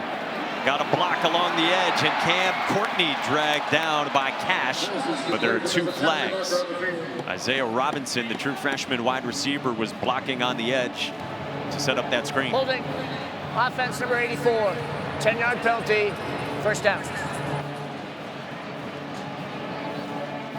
Yeah, here's a hold, number 84, Robinson is right there, middle of your screen. Now watch the left hand though. Watch the left hand of Robinson. See that? It's on the outside. So you're taught, if you're going to block, get those hands on the inside. Anytime you have the hands on the outside, officials see that, and that's where the hold comes in. Work to get your hands to the inside. You won't get called for holding. It is low down the list of priorities for Virginia, but you do think about health. Yes. Offensively, Mikhail Boley, the left tackle, went down in this game. Cam Ross was tight earlier in this game. Apparently, we saw him getting stretched out, looking like his right leg earlier. Seam for Ennis, and he cannot hang on. They say no catch, just an incompletion. Isaiah Brown Murray had the coverage and jarred it free from Sage Ennis. And Ennis has been so short-handed. This ball's thrown right on the money. He's got it. But a nice job right at the end by Isaiah Brown Murray, just knocking that ball out. Didn't allow Ennis to bring that ball all the way in. We've got our rules expert, Jerry McGinn, with us. He agrees there that it's not a catch and fumble. No catch, the right call there for Sage Ennis. So second down and 16 for the Cavaliers. Got to call timeout here. And Chandler Morris comes over to the sideline with 11:29 to go here in the fourth. First time out of the We'll half. take it with him. Virginia getting closer to Charlotte.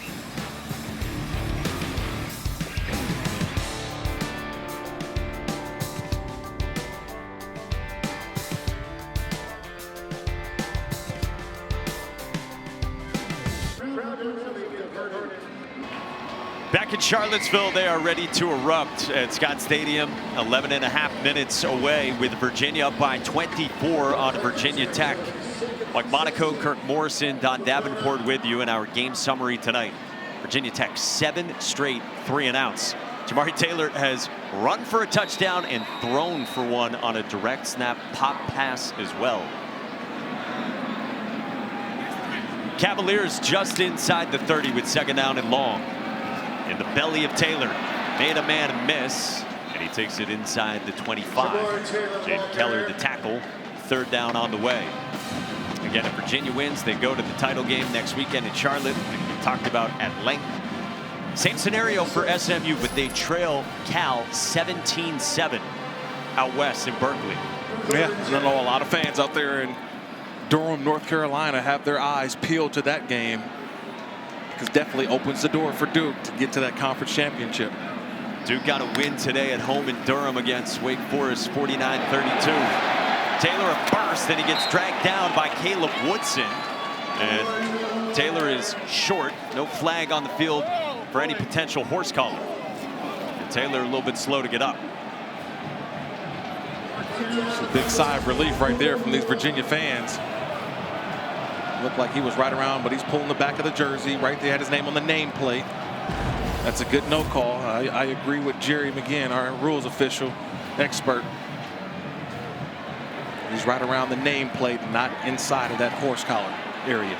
So fourth down and 1. The offense stays on the field for Tony Elliott. Converted their only fourth down earlier. Whaley this time on the direct snap, and he gets met by a large fall and doesn't get there.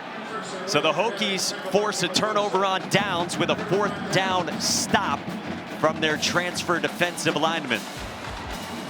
Hokies with 10 minutes to work with after they get the stop, down big on the road at Virginia. A lot of fighting these Hokies, a large fall. Just keep fighting.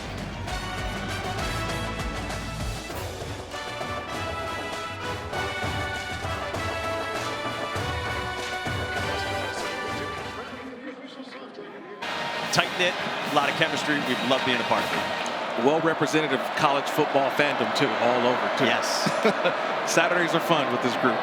Jeff Overton on the ground and can't wrangle free from Landon Danley. I mean, we got a crew that might have set a record for how many weeks in a row they went to a certain chain steakhouse. Yes. Over the course of the season. Yeah, they used up all the gift cards, right?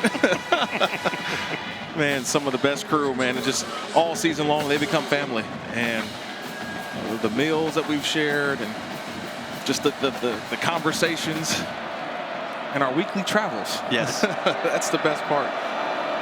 Red Eye Kirk Morrison is your note. Oh, man. Don't bring it up. Second down for Kyron Drones and the Hokies. Sailed it. Again, 3 completions through 4 quarters of action for this Virginia Tech offense.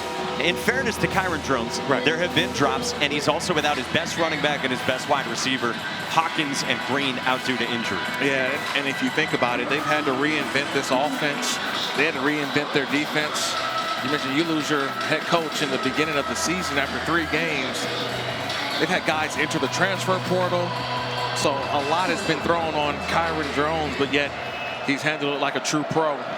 Just kept his head down and kept grinding. They don't have a first down since the first quarter. Record applied pressure. Drones looking for somewhere to go. Got the throw away, and he's intercepted by Clary. Antonio Clary with the pick to put this thing on ice down the stretch.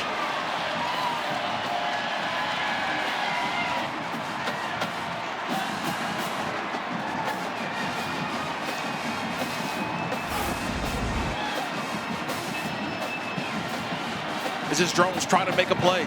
He's back there, and he's just been under duress all game long. And he's just trying to make a play, just throws one up. And, man, you talk about a guy who's been in Virginia for, it seems like, 10 years.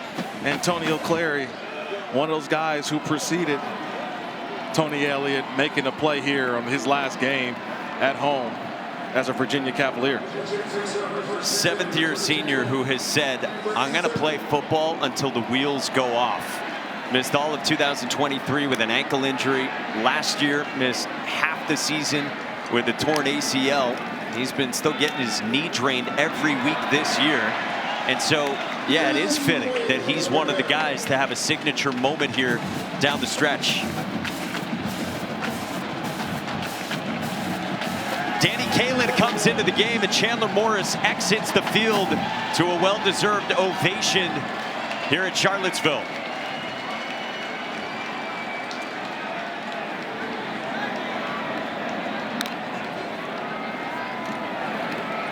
Harrison Whaley again.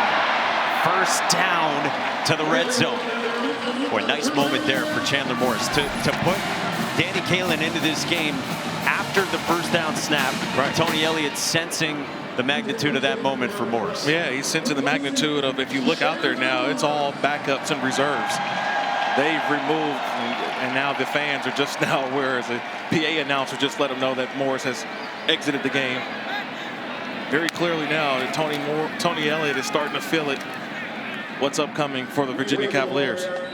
Chandler Morris turns 25 years old next month.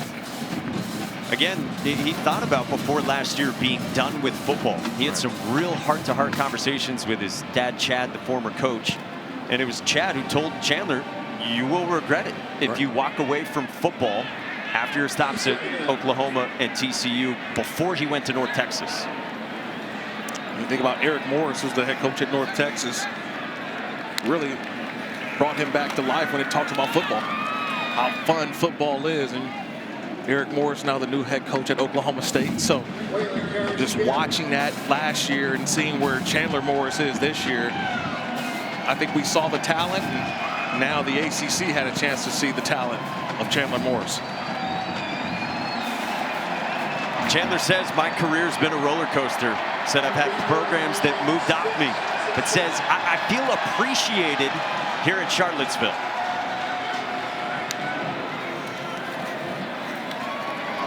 Whaley on the toss on 3rd down, gets undercut by Christian Williams. 4th down, Don. Yeah, Mike Trell Harris and his teammates certainly appreciate Chandler Morris. He said the best part of his quarterback, his poise. I've watched him all game here down on the sideline. He picked his moments to approach his team, to communicate with them. It wasn't every possession. Sometimes it was a quick run down the bench telling them settle back in. Sometimes it was a passionate message to finish. Chandler Morris, his teammates absolutely love him. They say he makes this thing go. And with Morris's day done, Will Bettridge good from 32, and this is Virginia's largest lead over Tech since 1991. Chandler Morris has found a home to finish out college in Charlottesville.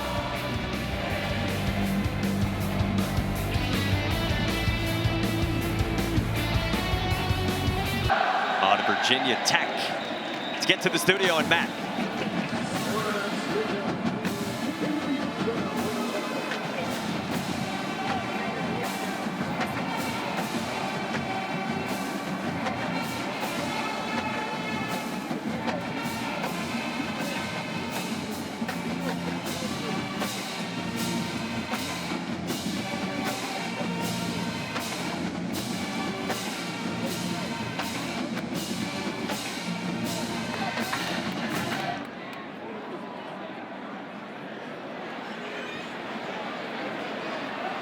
Stud young quarterback in C.J. Carr and a Heisman hopeful in Jeremiah Love still to come out west.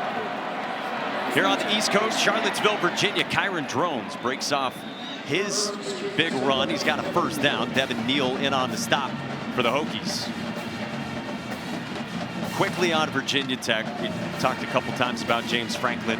Yeah. It's going to be an exciting program. I think immediately with James Franklin. Yeah, immediately. The visibility so far. I mean, seeing all the recruits now flipping their commitments from Penn State, now going to Virginia Tech. That's the big thing so far, is the recruiting, and James Franklin doing a great job at that so far. He's been piling up all these recruits. Yeah.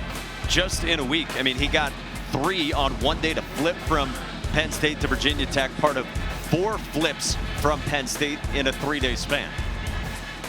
He's hitting it hard. He's getting ready, and that's where he's at right now. Big recruiting weekend back at Virginia Tech. So he's got his eye on this game, but definitely next year, appointment viewing, a lot of James Franklin fans.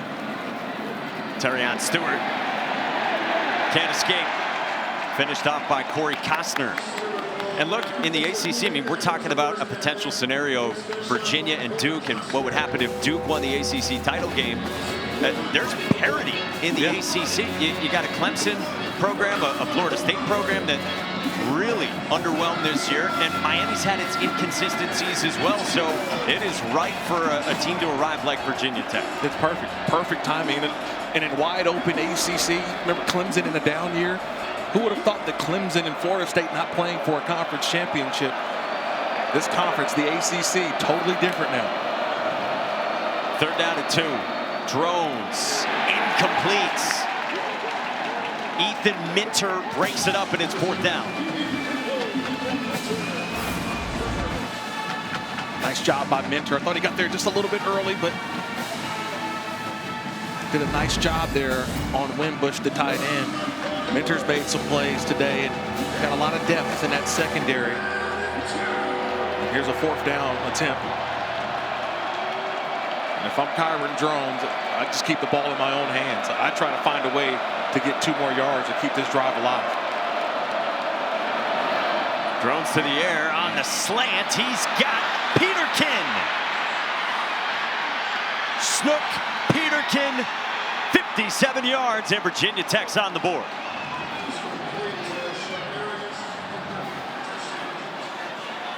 First career touchdown for the freshman from Winston-Salem, North Carolina. And the best throw of the game, right? 4th down. He had time to throw. He had a window on time. And this time, Peterkin caught it, and he delivered with the speed as he outraces Virginia to the end zone. Guy who signed at Virginia Tech with an eye on football and basketball. Stepped into a role for the Hokies this year beginning in week 9. And he gets a touchdown late against the Hoos. John Lovegood on the point after, and it's 27-7 with about 4.5 to go here in the 4th. And a word on Philip Montgomery as well. I mean, look, it hasn't been easy. It's rare you get a coaching change after week 3. Right. And in this day and age, where you've got the portal, you've got NIL, you have the 30-day window where you can enter the transfer portal. He told us last night it's been crazy, it's been unique. Said every time you turn your head, there's been a new variable for him.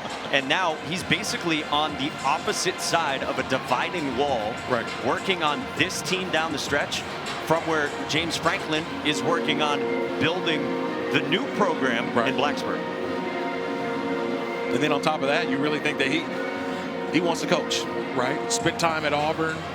Recently as an offensive coordinator. Now he comes here, and he really came here to mentor Kyron Drones, right? Really his thought process and his expertise in bringing along quarterbacks. That's what he's known for. And that's what it was really all about. And then very quickly he had to go from being offensive coordinator, quarterback coach, and all that to now, you know what, you've got to be the head coach. And so that may have kind of hurt Kyron Drones, I think, this year, is that the guy who was entrusted to be the guy calling your plays now had to be the head coach. Just more responsibility for Philip Montgomery, but he's accepted the challenge, and these guys have fought hard all the way through to the end. Well, they bring out 2 kickers, John Love, Kyle Lowe. They did this last week successfully, an onside kick. They do the same format here, but they pooch it deeper, and that is covered up by Maddox Marcellus. Well, this is the Commonwealth Clash, and it's time for Detective Dawn. Yes. What are they playing for? The Commonwealth Cup. This rivalry dates back, guys, to 1895. The trophy came about in '96 thanks to then Tech football operations director John Balling. You see it there, but guess what? Detective Dawn on it. This is not the original trophy. The original one weighed almost 100 pounds, so they made it a little simpler. I think that this student section is ready to celebrate with the cup. Are you guys storming the field?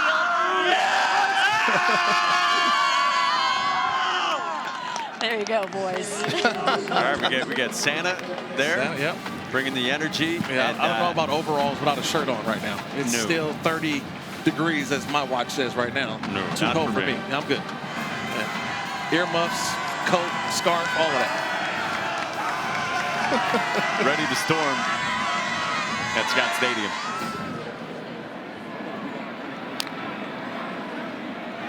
Again, Virginia, without much history getting to this part in a season, would be just their 2nd ever trip to the ACC Championship game, joining the 2019 team.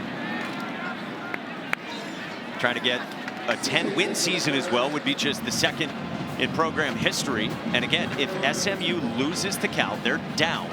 Then it would be Virginia Duke in a rematch of 2 weeks ago. Yeah, it's 24-7 right now. Cal over Louisville. So, I mean, sorry, over SMU. It's one of those situations right now where you start to look ahead. I'm telling you, people are whispering around that we could see a Virginia Duke rematch from earlier this season, that we had a chance to call that one earlier, and Virginia ran away with it. Yeah, it was 31-3 in the 4th quarter. It ended up 34-17. That was on the road for Virginia at Duke. Danny Kalin pulled it, and he dives with a first down. And so that gets interesting. I mean, it's a rematch in its neutral site. It's Duke that, boy, they've had inconsistencies this year, but at their best, they've looked very good, and it has been an explosive offense. And, I mean, think about that. A 5-loss team would be in the ACC Championship game. Yeah, unreal. But that's today's college football, especially when you have so many different teams now in the conference, right? It's just, you think that at some point, remember when it was all about divisions? Remember it was the Coastal and the Atlantic. And for Duke to still find its way to a conference championship game, it just had to right the ship. Kalin pulled it, and Danny Kalin, another chunk gain, first down to the 36. And Kalin flashes a thumbs up after he's a little bit hobbled as we hit the 2-minute timeout. Virginia 2 minutes away from a trip to the ACC Championship game for the 2nd time in program history.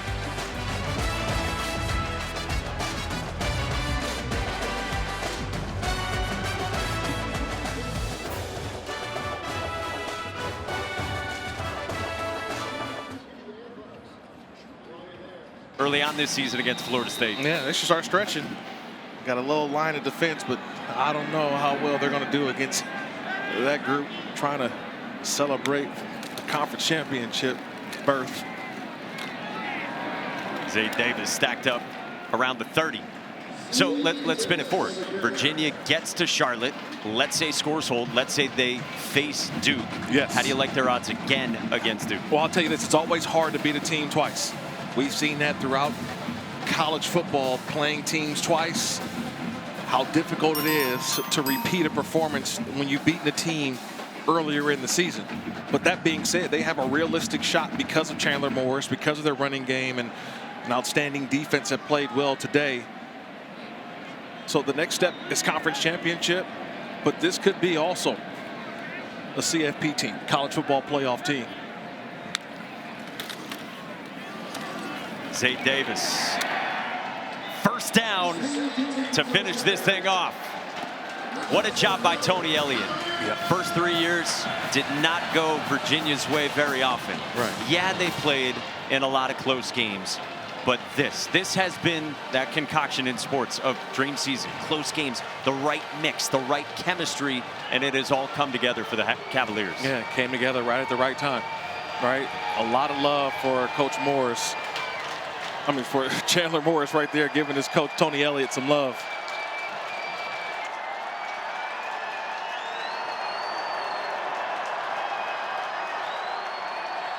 They had to get past their rival, who's had their number the last 20 years, but Virginia takes down Virginia Tech and is headed to the ACC Championship game next weekend.